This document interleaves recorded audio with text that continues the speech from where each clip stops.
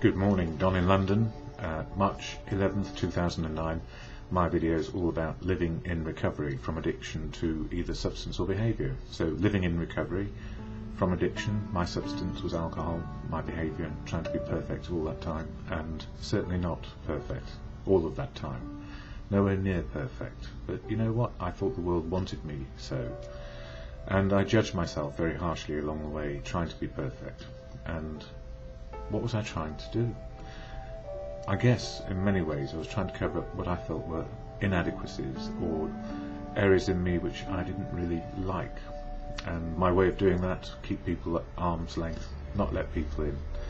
And we're still subject to everything that life offers, and it feels like life is repeating itself over and over again, and somehow we learn a little bit each day how to change our outlook, our attitude and behaviour.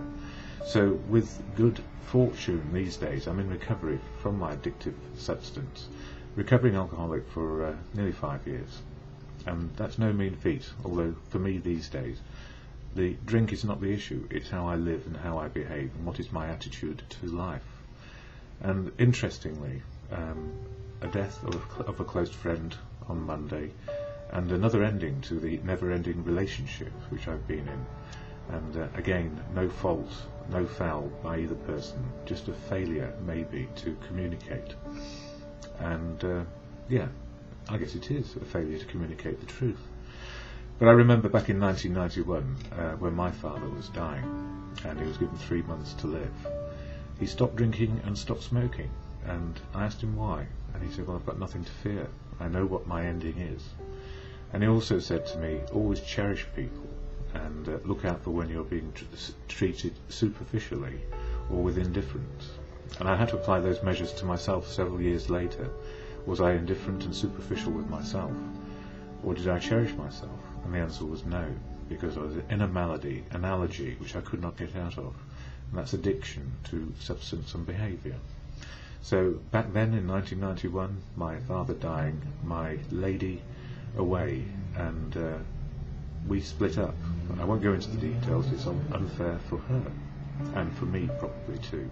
But here I am again, a dear friend dies, and another ending of a relationship. What's the difference these days? Well, simply I have a fellowship which helps me keep going on the path of truth as best I can find it for myself. And don't forget, I lie to myself all day long sometimes, wishing things differently. And I have to look at my own behaviour. I cannot change another person, place or thing on this planet. All I can do is change my attitude and behaviour to me, and then cherish me and cherish other people. Love myself enough to love other people, or I'm a hypocrite, I guess, or I'm working from my ego rather than my confidence and self-esteem. So life is difficult, and we keep on repeating patterns, or patterns of life keep on repeating. It's our outlook and our attitude towards those, the experience of living these moments now.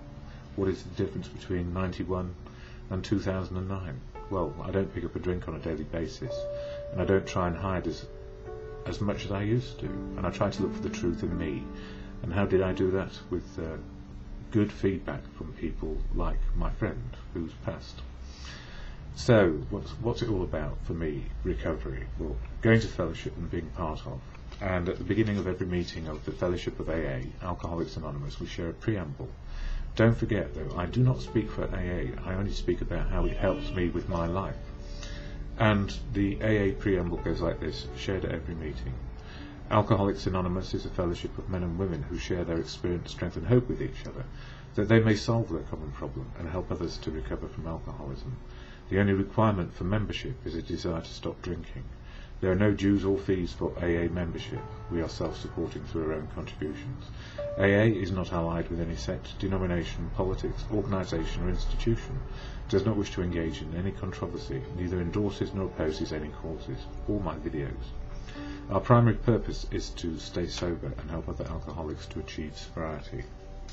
And I go to meetings, and last night I went to Christchurch, which is a bit further down Flood Street, from the Remembrance Hall, where there are many meetings of AA. And it was all about let go and let God.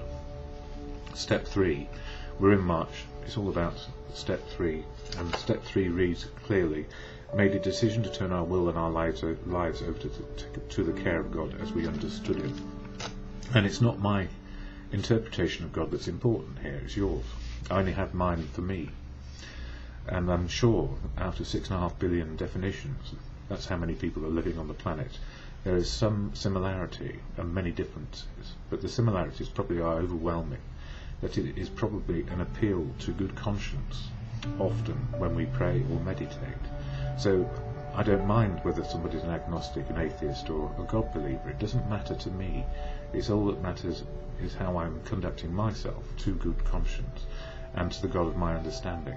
And I take on what Gandhi said, God is truth, God is love, God works through people. And daily reflections for today. This one, daily reading, all about step 3, or partly about step 3 in March, being the 3rd month.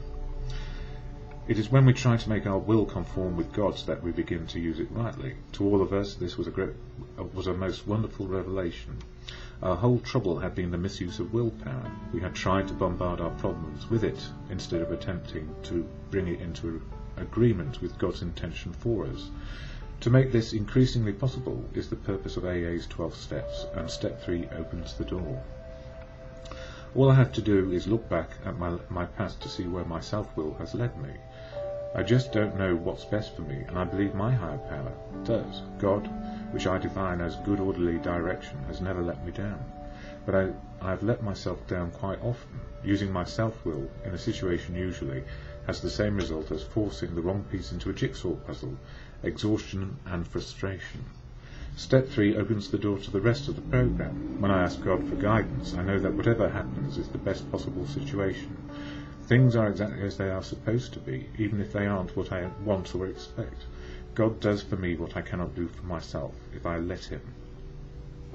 And I feel actually that when we actually understand that God doesn't take sides with human beings, and that it is human beings and man-made problems which often get in the way, it is misuse of willpower, and good conscience can help us as best it can. There's a poem by Max Ehrmann which I shared with a friend of mine, and I just want to read it out. Go placidly amid the noise and haste, and remember what peace there may be in silence. As far as possible without surrender, be on good terms with all persons. Speak your truth quietly and clearly, and listen to others, even the dull and the ignorant, they too have their story.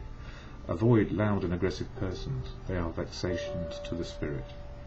If you compare yourself with others, you may become vain and bitter, for always there will be greater and lesser persons than yourself. Enjoy your achievements as well as your plans. Keep interested in your own career. However humble, it is a real possession in the changing fortunes of time. Exercise caution in your business affairs, for the world is full of trickery. But let this not blind you to what virtue there is. Many persons strive for high ideals, and everywhere life is full of heroism. Be yourself, especially do not feign affection, neither be cynical about love, for in the face of all aridity and disenchantment it is as perennial as the grass. Take kindly the counsel of the years, gracefully surrendering the things of youth. Nurture strength of the spirit to shield you in sudden misfortune, but do not distress yourself with imaginings. Many fears are born of fatigue and loneliness. Beyond a wholesome discipline, be gentle with yourself. You are a child of the universe, no less than the trees and the stars. You have a right to be here, and whether or not it is clear to you, no doubt the universe is unfolding as it should. Therefore be at peace with God, whatever you conceive Him to be, and whatever your labours and aspirations, in the noisy confusion of life, keep peace in your soul. With all its sham drudgery and broken dreams, it is still a wonderful world, beautiful world. Be cheerful, strive to be happy. Max Ehrmann. And for me, strive to be happy. Maybe that is the key. And to understand sadness and ask myself for serenity.